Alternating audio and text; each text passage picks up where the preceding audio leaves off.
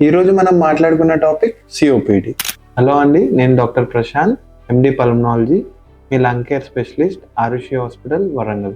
మెట్లు ఎక్కుతుంటే దమ్ము వస్తుందా? కొంచెం నడవగానే ఊపిరి ఆగిపోయినట్టు అనిపిస్తుందా?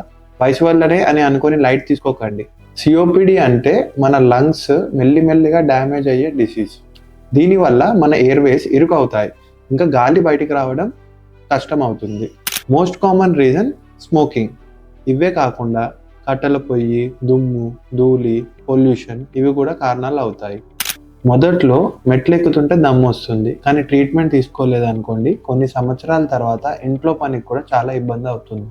సిఓపిడి పూర్తిగా క్యూర్ కాకపోయినా సరైన ఇన్హేలర్, పల్మనరీ రిహాబిలిటేషన్, మెడిసిన్స్ మరియు స్మోకింగ్ మానేస్తే వ్యాధిని బాగా కంట్రోల్ చేయవచ్చు. మీ లంగ్స్కి రెండో అవకాశం ఇవ్వండి. Quit smoking, breathe better. Thank you. ఎవరైతే ఇలాంటి సమస్యలతో బాధపడుతున్నారో మన ఆరుషి హాస్పిటల్లో ఉచితంగానే చూస్తున్నాము.